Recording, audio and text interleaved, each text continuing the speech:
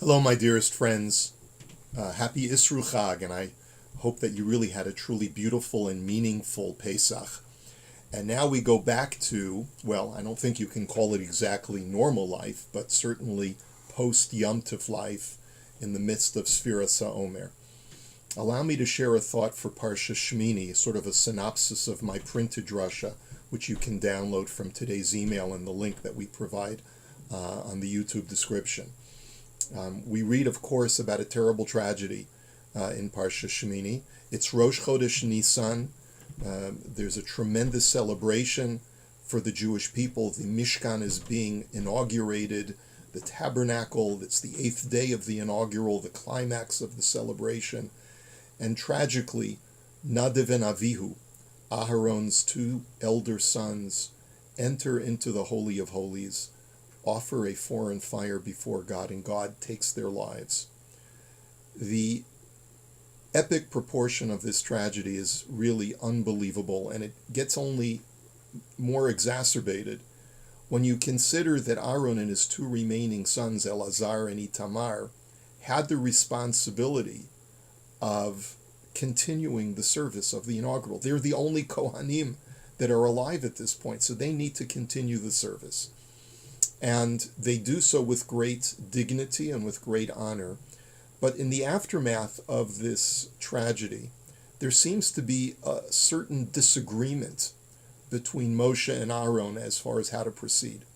And it revolves around a specific sacrifice, a specific korban, known as the Seir Rosh Chodesh, as the goat sin offering that the Torah prescribes that is to be brought on every Rosh Chodesh. This was the very first time that this sin offering was to be brought. Normally a korban chatat, a sin offering, is part of the animal is placed on the altar, and the remainder of the animal's flesh, is eaten by the Kohanim as a form of atoning for the sinful act. The Kohanim participate in that atonement by eating of the animal's flesh. In this particular instance, Aharon made a call that Moshe initially disagreed with, and the Torah records this point of contention. Aaron made the decision that instead of he and his sons eating from the korban chatas of Rosh Chodesh, they were going to completely incinerate it on the altar. Moshe discovers this after the fact, and he says, "Hey, what happened? You were supposed to eat this korban, not to completely incinerate it on the altar." Now Aaron gives a response to Moshe, and it's really not clear from the verbiage in the Torah exactly what Aaron was saying. He essentially says, we've offered all of our sin offerings and our burnt offerings, and then this has happened. These things have happened to us. Do you think it would be good in God's eyes? And Moshe hears this, and he accepts the argument, and he realizes that Aaron is correct. It was the right move to go ahead and burn it. What was exactly the interchange over here? There's so much discussion going on over here in the Talmud and in all of the commentaries, but allow me to suggest to you something that has brought up a very deep and profound idea from the Mei HaShiloach, Reb Mordechai Yosef Leiner, the Ishbitzer Rav, in the early 19th century, and he states as follows: the Rosh Chodesh sin offering. Who sinned? Why is it that on every Rosh Chodesh the community has to bring a sin offering? The Zohar tells us something very strange, and it tells us that the sin offering that we bring every Rosh Chodesh is not for anything that the Jewish people have done wrong, but it's rather to atone for God's sin. God's sin? What did God do to require atonement? So the Zohar tells us that when God first created the sun and the moon, they were of the same size. We know this famous midrash. And eventually God had to shrink the moon. And this shrinkage, this act of shrinking the moon, is most manifest on Rosh Chodesh when the moon is at its very, very smallest phase. And so every Rosh Chodesh, God needs atonement for that act of shrinking the moon. Now this is, of course, a very deep idea. It's a mystical idea. But one lesson that we can take from it is, as Rav Leiner explains, is as follows. What does the shrinking moon, what does this waxing and waning moon represent? It represents the imperfections of this world of Olam Hazeh. That's really what the moon is all about. It's a symbol, it's an icon of the vicissitudes of this life and how things seemingly go in cycles for no apparent reason. Sometimes the light is brighter in this world, sometimes the light is darker, sometimes the righteous prosper, sometimes the wicked prosper, sometimes you can see God's hand in the world, and sometimes it's very dark and occlusive, and it's very difficult to understand what's going on. That's what the changing phases of the moon really is, a symbol of representation of the flaw and the existence of evil in our imperfect and flawed world. And if that's the case, normally when a Kohen partakes of the eating of a korban, he is actually ingesting the flesh of the sinner's sacrifice in order to let the sinner know that he is now part of us again. He can return back to the community.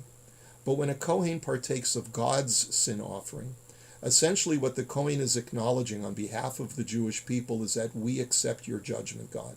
We don't always understand why this world is so imperfect and so filled with unfairness and a lack of justice that is apparent in this imperfect world. But we accept it nonetheless. And that's essentially what the Kohen's role is when he partakes of the offering of the Rosh Chodesh Chatat, of that sin offering. And this is where Aharon had a different position from Moshe. Moshe says, why didn't you partake of this sin offering? And Aharon said to him, I understand that it's important for every Jew to wax theologically on a theoretical level and to acknowledge Kol man David Rachmana l'Tavavid. I don't always understand it, but everything that God does is for the best. And that's fine in regular life. But look what just happened to me, Moshe. I just lost my two beloved sons. How do you expect me to make such an affirmation of faith and acceptance of God's judgment when I've barely buried my sons? How do you expect me to be able to act as a Kohen in light of what has happened to me? I'm only human. I can't even bring myself to physically eat the meat of this sin offering because I am a human being who is filled, I'm not a robot, I am filled with emotion. I am filled with the absolute tragedy of what has occurred to me. And so it's not fair for you, Moshe, to expect me to partake of this as the Kohen. You have to give me some latitude because I'm human. And Moshe listens to this argument according to the Ishbitzer, and he says, you know something, you're right. The human being is also imperfect. We were all created by God in this imperfect world, and we're part of that imperfection. And the limitations of the human psyche do not allow you to make this kind of affirmation when meto mutal lefanav, when you are the freshness of this tragedy is so real for you. And therefore, I assent to what you've done.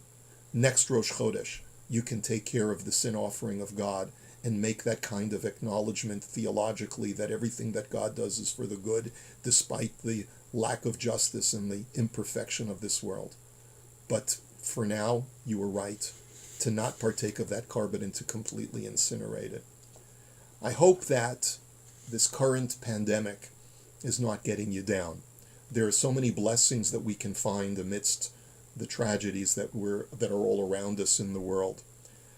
But you have to also understand that you're human. We're all human. And it's certainly quite understandable if it's very difficult to be able to find those silver linings, especially if you're going through something with the loss of personally of a loved one.